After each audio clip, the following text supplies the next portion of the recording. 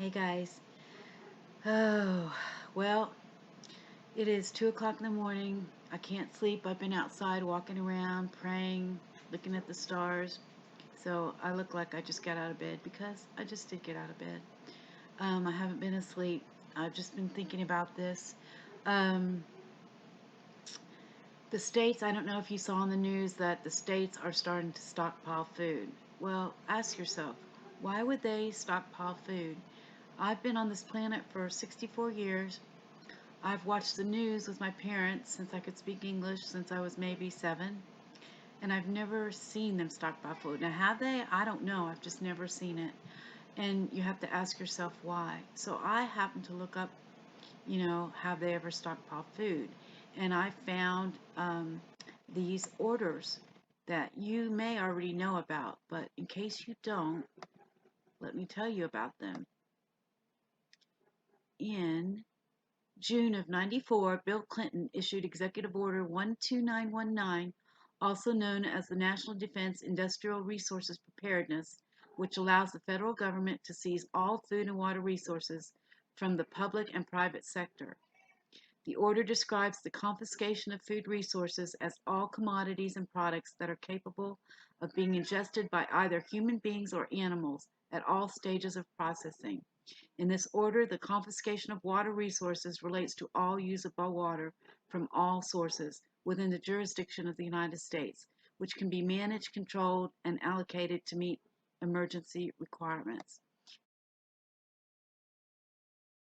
And then, as you might know, in March of 2012, Barack Obama signed Executive Order 13603, better known as the National Defense Resources Preparedness, which enables the federal government to confiscate and redistribute all potable water, food, and whatever resources are necessary to protect the U.S. during an emergency.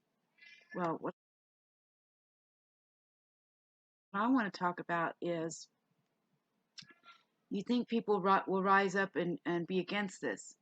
Um, no, they won't, because your average Joe next door and sheeple, they're going to need what you got, what you've prepped for. And so they're going to be all for it because they're going to want the stuff they haven't prepared for to get it from someone else. So the only thing I can suggest is vary. If you prep, vary your preps. Don't put all your eggs in one basket.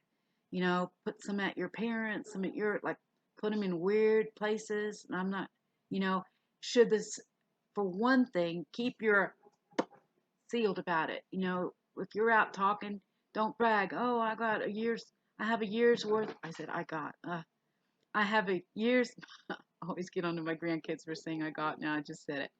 Um, yeah, don't brag that you have a year's worth of food, stockpiled somewhere, because believe me, somebody that heard that come hard times will remember that and think, oh yeah, so and so said they had this, and it won't be safe. So this has just been on my mind. Just want you to, some of you, I'm sure a lot of you already know, but start buying food.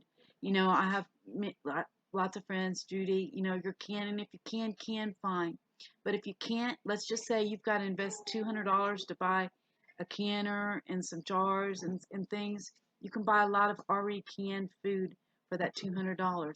So maybe that would be the way to go. You can buy cheap soup at dollar store for 65 cents. You can buy chunky soup, I think around $1.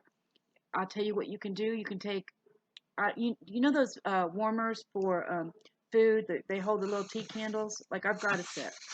Like, if you have a buffet and you have company and you want to keep food warm, you can put a tea candle on those pans. They've got a lid. That little tea candle will keep that hot. So let's say if you had to, you could use a tea candle, with a pot, with a pan like that, a thin pan like that with a lid, heat up the soup and have you some food. So I would say, buy chunky soup, buy tuna, buy rice, buy beans. When you can find it. People are already having problems finding rice and beans at their store. So I just want to urge you, get food, and then don't advertise it, and don't put all your eggs in one basket. Okay, guys, love y'all in Christ, and I hope to see you soon. Okay, bye. Okay, I'm adding bits and pieces in. I've never done this before because this I meant to say this and I forgot. Um, you know the derecho that just went through the middle of the country, demolished. If you don't watch Ice Age Farmer, you should watch Ice Age Farmer. Ice Age Farmer. Blah, blah, blah. Okay, it just demolished the corn crop. I mean, it was ready to be harvested. It took out millions of acres of corn. It took out the silos of grain. Um, you know, it's going to do some damage. All the beet crops that were plowed under, all the food plowed under because of the COVID. It's the handwriting's on the wall. So please, please get food.